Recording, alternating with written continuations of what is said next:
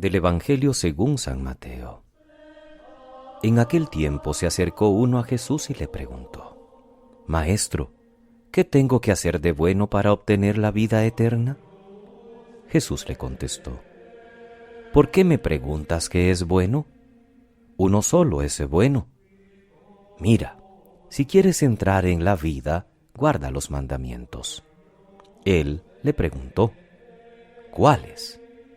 Jesús le contestó: No matarás, no cometerás adulterio, no robarás, no darás falso testimonio.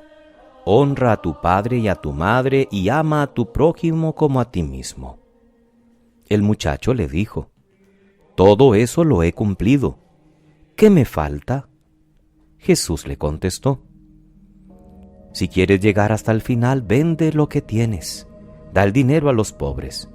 Así tendrás un tesoro en el cielo, y luego vente conmigo.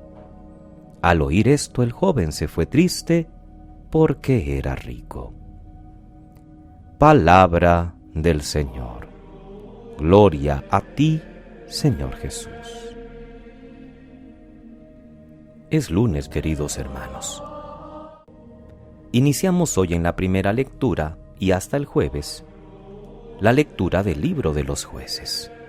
Va a ser el último de la serie de los libros del Antiguo Testamento que hemos ido leyendo durante 9 semanas, a partir del Génesis y la historia de Abraham, para pasar desde el próximo lunes al Nuevo Testamento.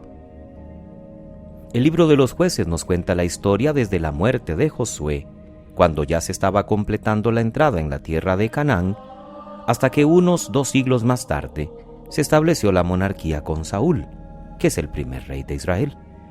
Más o menos hablamos del año 1200 al año 1000 a.C. Un periodo difícil, porque la instalación de las 12 tribus en esta nueva tierra, aunque fuera la tierra prometida a Abraham, no fue nada fácil. Los pueblos allí residentes no aceptaban de buen agrado a los nuevos vecinos. Además, los israelitas se habían acostumbrado a una vida nómada por el desierto y les costaba adaptarse a una cultura más sedentaria y agrícola. Dios guió a su pueblo durante 2 siglos suscitando a jueces, es decir, personas carismáticas que les ayudaban a defenderse del continuo acoso de los enemigos y que transmitían la voluntad de Dios. No leeremos a todos los jueces, solo 2 de ellos, Gedeón y Jefté. Y la página de hoy nos dice más o menos el esquema de esta historia que se repite más poéticamente en el Salmo. El pueblo peca contra Dios, cae en la idolatría, lo tientan los dioses de los pueblos cananeos, por eso se van detrás de esos dioses falsos, irritan al Señor, viene el castigo medicinal de Dios, luego el pueblo recapacita, se arrepiente y se dirige a Dios para pedir perdón y ayuda.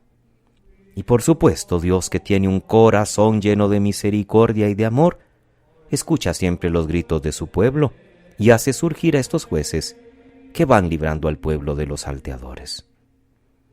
Con esto pareciera que la cosa se remediaba, pero el mismo libro nos anuncia que ni a los jueces hacían caso, sino que al cabo de un poco de tiempo, en cuanto moría el juez, volvían a las andadas, recaían y se portaban peor que sus padres.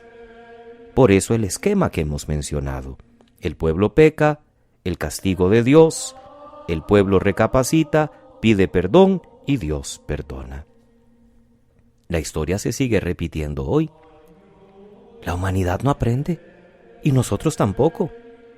En la vida de la Iglesia hemos pasado periodos difíciles de adaptación a los cambios culturales, y muchas veces hemos necesitado correcciones posteriores. En nuestra vida personal también se dan altibajos notorios.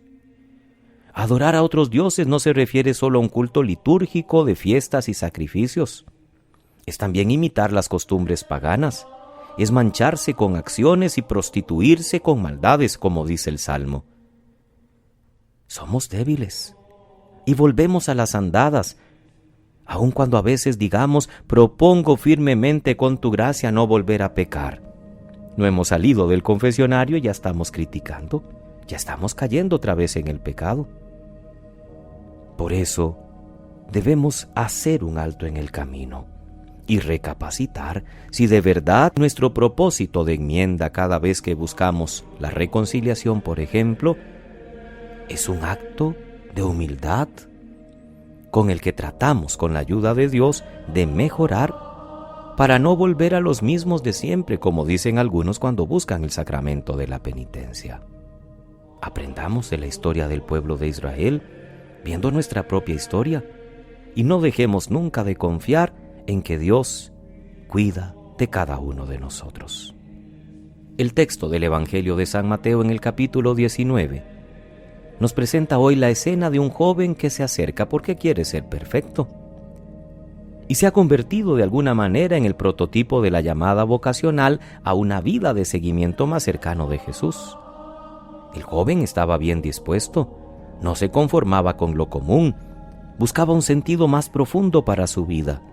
Ya cumplía los mandamientos, Jesús se los recuerda. Pero cuando oyó la respuesta de Jesús sobre lo que le falta, vende, dalo a los pobres, vente conmigo, se asustó y no se atrevió a dar el paso. Se marchó triste, era rico. Muchos cristianos no se conforman hoy con cumplir los mandamientos, gracias a Dios. Quieren un ritmo de vida más significativo y generoso. Y en efecto Jesús nos ha propuesto un estilo de vida más exigente. Y también a nosotros nos lo dice: vende lo que tienes, sígueme. Que no se trata de quedarnos en la miseria. Se trata de no apegarnos a los bienes materiales. Se trata de entender que somos administradores, que si hoy tenemos y podemos disfrutar, no podemos desperdiciar. Debemos pensar en los que menos tienen y colaborar con ellos, porque a veces pareciera que vivimos únicamente pensando en nuestro estómago, o en nuestra moda, o en la tecnología, o en lo que queremos, y nos olvidamos que hay algunos que a veces no tienen ni para comer. Jesús no siempre tuvo éxito a la hora de llamar a sus seguidores. Sucede todavía hoy. ¿Cuántos prefieren seguir una carrera, una profesión, pensar en un salario, a dejarlo todo e irse detrás de Jesús, como tratamos de hacerlo religiosos, religiosas, sacerdotes? Y no es que vivimos en la miseria, al contrario, a veces hasta tenemos más de lo que necesitamos, porque Dios, a través de su pueblo, es generoso. Pero igualmente llegamos a una parroquia donde podemos estar establemente bien, en lo económico, en lo pastoral, y otras veces nos tocan parroquias con limitaciones, donde a veces no alcanza ni para el estipendio que se le debe dar al sacerdote, o de ese estipendio se deben sacar para cosas que urgen en la comunidad. Algunos, como Pedro y los demás apóstoles, lo dejaron todo. Otros simplemente piensan que el precio es excesivo, igual que hoy. No, la vocación sacerdotal no me llama la atención, mucho sacrificio, está uno solo, no se gana bien. Bueno, porque se está pensando en términos económicos y se nos olvida en este premio de vida eterna, que, como decía el Papa Benedicto XVI en su libro Jesús de Nazaret, en el 2º volumen, vida eterna no significa solamente la vida después de la muerte. Vida eterna significa la vida misma, la vida verdadera, la que puede ser vivida también en este tiempo y que después ya no puede ser rebatida por la muerte física.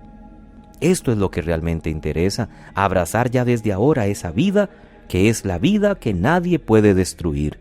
Dejémonos seducir también por el Señor. No nos apeguemos a las cosas ni a los bienes de este mundo. Que pasen muy feliz lunes, queridos hermanos. Que Dios les bendiga.